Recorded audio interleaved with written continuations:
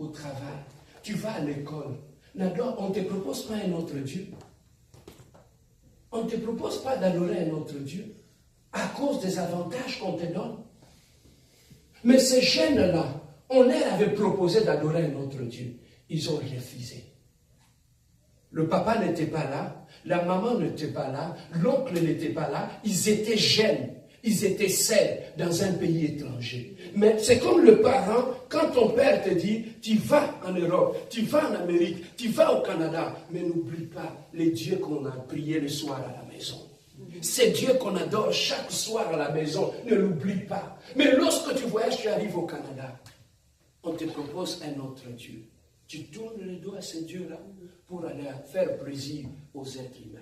Mais le trois Hébreux, Shadrach, Meshach et Abednego, avaient refusé d'adorer le statut qu'on leur proposait d'adorer. Ils ont dit, si tu vas nous tuer, tuez-nous, mais nous n'allons pas adorer. Et la trompette avait sonné. Il y avait un monsieur qui avait vu les trois jeunes qui n'avaient pas adoré Dieu, qui n'avaient pas adoré leur statut. Il a couru, il est allé voir le roi. Oh roi, vis éternellement. Il y a trois Hébreux. Lorsque la trompette avait sonné, moi je les ai vus. Ils n'ont pas adoré. Dans la vie, il y a toujours des rapporteurs. Hein? J'ai entendu, j'ai vu, j'ai senti, je soupçonne, je crois. Il y a toujours des rapporteurs. Amen. Amen. C'est comme lorsqu'on était au pays, il y a un ami qui est pasteur, un autre ami qui était venu des États-Unis, dormait à l'hôtel. Il y a un de mes amis pasteurs qui est allé voir son ami à l'hôtel. Il est allé, ils ont parlé, et au retour, le pasteur est sorti. Il y avait une sœur qui avait vu le pasteur sortir de l'hôtel, et qui est allée rapprocher. Oh, j'ai vu le pasteur des fois. Je l'ai vu des fois sortir de l'hôtel. Donc le pasteur, c'était un pudique. Et les gens qui étaient là, oui, c'est vrai. Le pasteur, non. Tu vois ses yeux, il a tout le temps les yeux rouges. Je crois que ce pasteur-là n'est pas sérieux. Amen. Hein? Et là, l'être humain commence à analyser. Oui, ce pasteur-là, je crois qu'il n'est pas sérieux. La façon que je l'ai vu qu'il marchait ce jour-là, je crois que... Non, c'est vrai. Ce que tu as dit là, c'est vrai. C'est ça qu'on appelle le péché par procuration. Moi, je peux pécher, mais en t'approchant, je peux t'amener un péché. Et lorsque tu n'es pas prudent, je t'entraîne dans mon péché. C'est ça qu'on appelle le péché par procuration. Il y a des gens qui sont comme ça. Ils prêchent par procuration. Lui, il a péché, et lorsqu'il t'approche, il t'entraîne aussi dans son péché. Le péché par procuration. Il y a des gens qui sont comme ça. Tu peux être un frère, tu crains Dieu dans l'église. Tu crains Dieu, tu peux être une sœur dans l'église, mais tu peux rencontrer quelqu'un qui pêche par procuration. Tu avais la crainte de Dieu et il commence à t'amener dans le monde, il commence à t'amener dans le mal. Pourquoi? Parce que c'est une personne, elle est comme ça, elle est évangéliste aussi. À côté, elle doit évangéliser, il te gagne dans le monde, au lieu qu'il te gagne dans le Seigneur. Amen. Alors, il y a quelqu'un qui a vu le toit Hébreu, qui est allé dire au roi, oh roi, on a vu le toit, Shadrach, Meshach, Abednego, je les ai vus de mes yeux. Quand la trompette avait sonné, ces gens-là ne s'étaient pas prosternés. Le roi dit, ah bon? Parce que le roi aimait beaucoup ces toits Hébreux. Alors, il a dit, ok, on va vérifier, on va sonner la trompette. Quand ça sera le temps de la prière, on va voir s'ils ne vont pas se prosterner. Et ces trois jeunes, la trompette avait sonné, ils ne se sont pas prosternés. Le roi est allé le voir, il a dit, Shadrach, Meshach, Abednego, malgré les avantages que je vous ai donnés au pays, mais pourquoi vous êtes pas prosterné? Mais c'est que le roi ne savait pas. Pour lui, il voyait que c'était des gènes. Mais il ne savait pas que dans ces gènes-là, ils avaient un Dieu dans leur cœur. Ils n'avaient pas oublié le Dieu de leurs parents. Frère, tu peux voir quelqu'un marcher, mais tu ne connais pas le Dieu qu'il garde dans son cœur. Il est fidèle à ce Dieu-là. Tu peux voir quelqu'un, tu le vois, il est comme un voyou, mais tu ne sais pas, lorsque tu l'entraînes dans le mal, il te dit non. Tu sais pourquoi? Parce qu'il sait que le Dieu de mes parents, il est dans mon cœur. Ils vont enseigner à craindre ce Dieu-là. On peut aller au McDo manger. On peut aller boire un coca. On peut aller au cinéma. Mais quand il faut aller dans l'impudicité, je n'irai pas, car le Dieu qui est dans mon cœur, le Dieu de mes parents, ne me permet pas d'enlever mes habits devant un homme ou devant une femme. Le Dieu de mes parents, c'est ce Dieu-là, bien-aimé. Lorsque tu as appris à les craindre, à marcher avec lui, dans ta jeunesse, c'est ce Dieu-là qui te lèvera. Le Dieu là, bien-aimé, il voit comment tu es tenté, comment on t'entraîne dans le mal, mais aussi longtemps tu es fidèle à ce Dieu-là. Bien-aimé, Dieu honore ce qu'il honore, même en secret.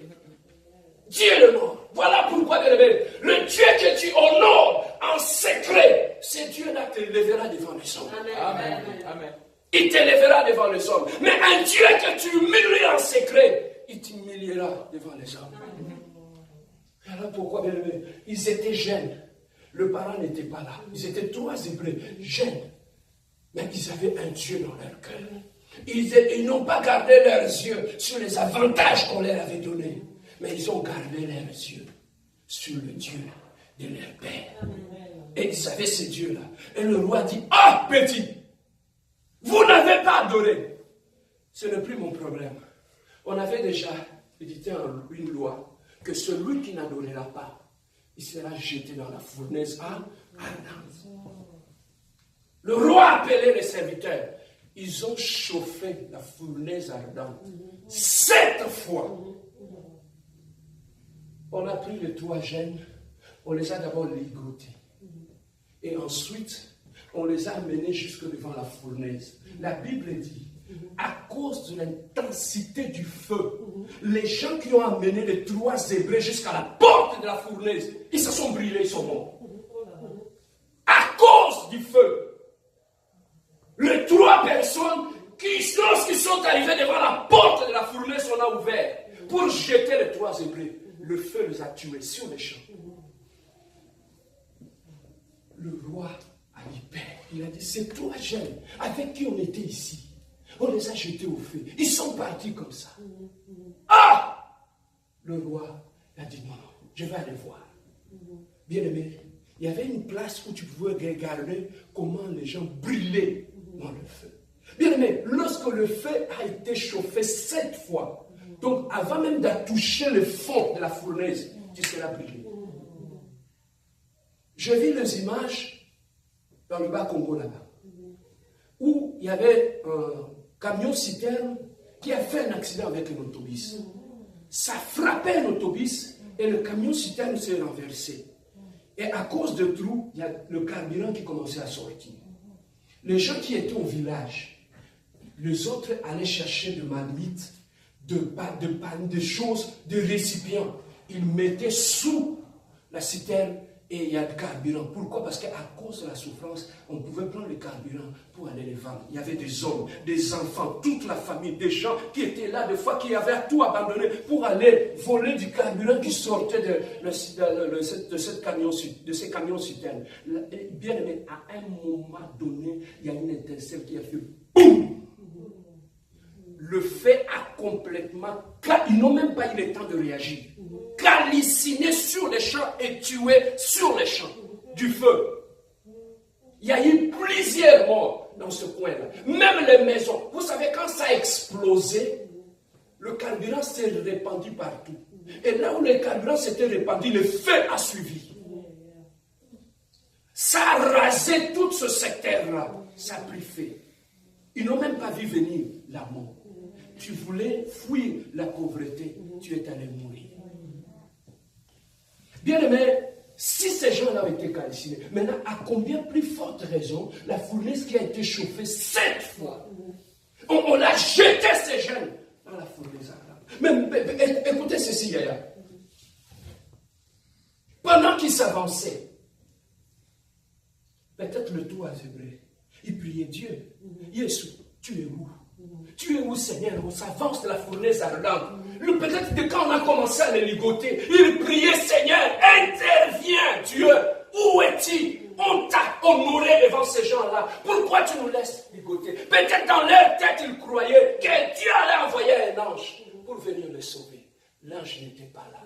Le ciel est resté fermé et silencieux. On a fermé, on a ligoté. Et on les a pris. Maintenant, si on les chaînait, pendant qu'on les amenait devant la fournaise, peut-être dans leur cœur, le prier, Seigneur, ne permet pas que les anges interviennent devant la fournaise. Les 3 Hébreux n'ont vu personne. Ils n'ont vu personne. Et on les a pris, on les a jetés. Ah, on meurt comme ça. Alors qu'on avait honoré Dieu. Mais Dieu nous a abandonnés. On a pris les 3 Hébreux, on les a jetés dans la fournaise. Et là, dans la fournaise, lorsque, bien aimé, la Bible dit, dans la fournaise, ils sont tombés. Bah! Ils étaient 3. Sur le champ, ils se sont retrouvés à 4. Ils étaient 3. Ils se sont retrouvés à 4. Maintenant, le roi qui a eu peur